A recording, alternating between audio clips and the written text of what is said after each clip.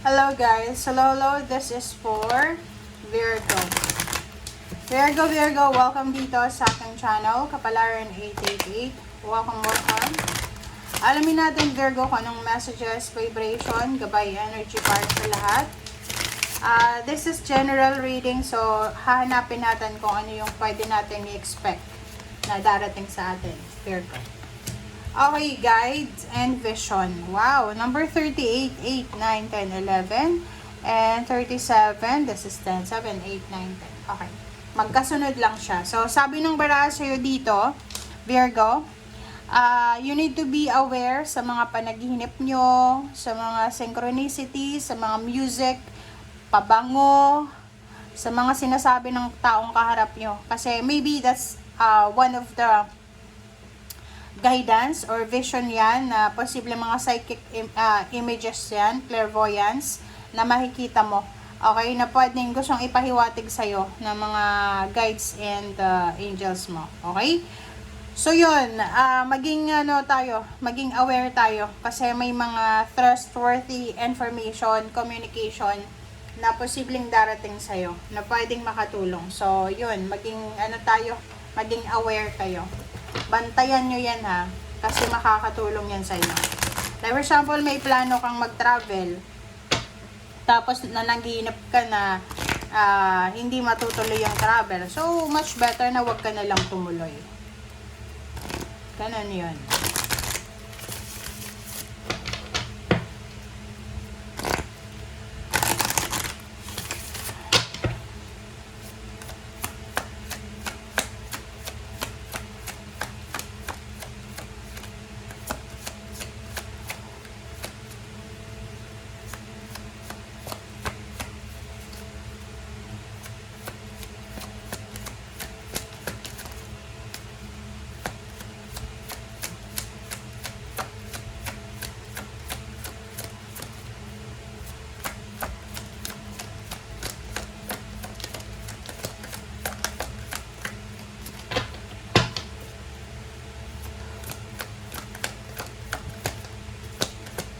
Walang lumalabas, Virgo.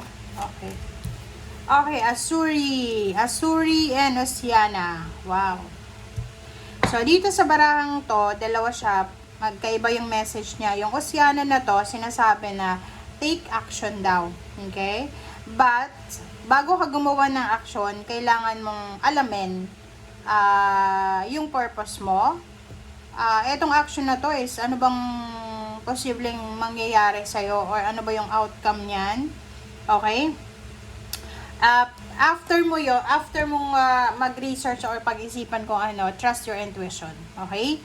Next is, sinasabi ng baraha sa'yo na yung pangarap mo, yung desired outcome mo, ay malapit mo nang matupad dito. So, sa ngayon, be patient muna. Have patience and faith. Okay? Huwag nating pwersahin ang sitwasyon. Just go with the flow. Okay? Makukuha mo yan, Virgo, sa tamang panahon, sa tamang pagkakataon.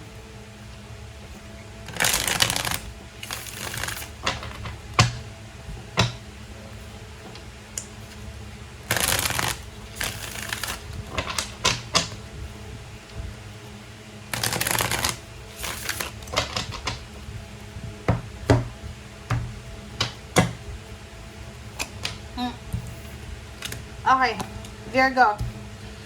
Four of Cups and Temperance. Oh, sabi ko na eh. Nag-aantay ka. I don't know what's your waiting. What's your waiting ba?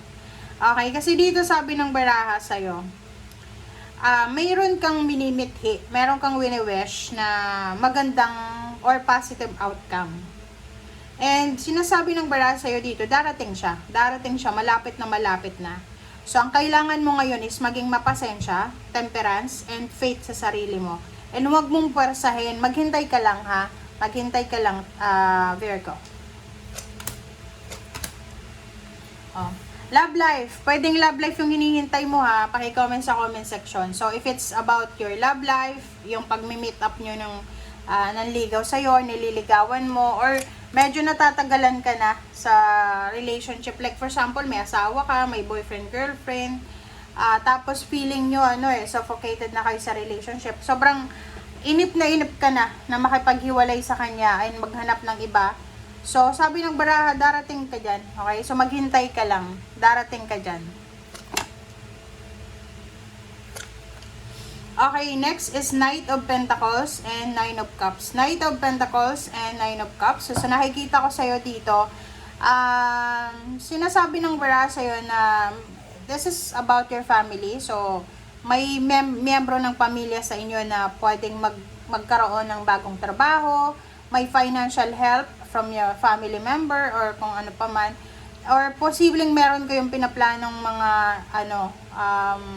businesses, family businesses, or may mga pinaplano kayong occasions, family occasion, celebration, na kailangan nyo ng pera. So, sa nakikita ko sa'yo, yun yung parang urge nyo eh. Yun yung posibleng nagiging dahilan kung bakit nagiging impatient kayo sa hinihintay nyo. But, sabi ng barada na to, huwag kang mag-alala kung wala kang trabaho ngayon and yun yung rason kung bakit impatient ka. Huwag kang mag-alala kasi sabi ng baraha, isang kakilala ang posibleng makakatulong sa'yo na makahanap ka ng trabaho.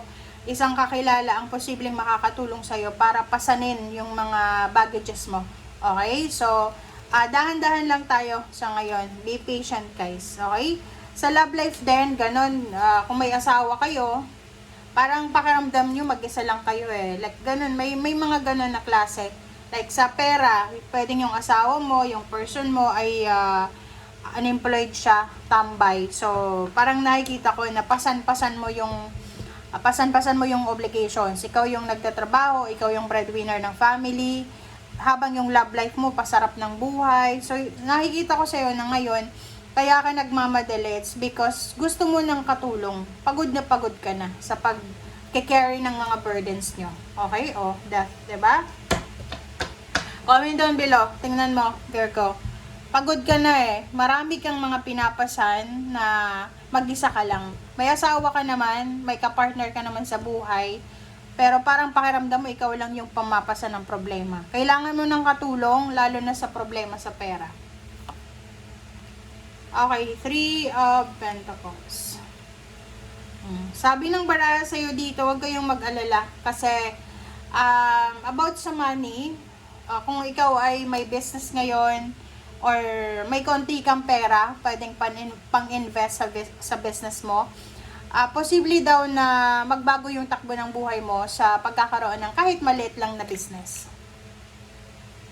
Yung iba din sa inyo dito yung pag-travel sa ibang bansa. Okay? So, yun yung pwedeng mga solution nyo na magawa. So, sabi ng baraha sa'yo, makukuha mo daw, Virgo, yung victory and success mo sa pagta-travel sa ibang lugar, pagpunta sa ibang bansa, pagbe-business, parang ganon. Or, baguhin mo daw yung direksyon na tinatahak mo ngayon. Magbabago din yung takbo ng finances mo. Or even sa love life. Yung approach nyo sa relationship nyo, baguhin nyo daw. Kasi once na nabago mo na yon, may magbabago din syempre. Okay? Thank you guys. Bye!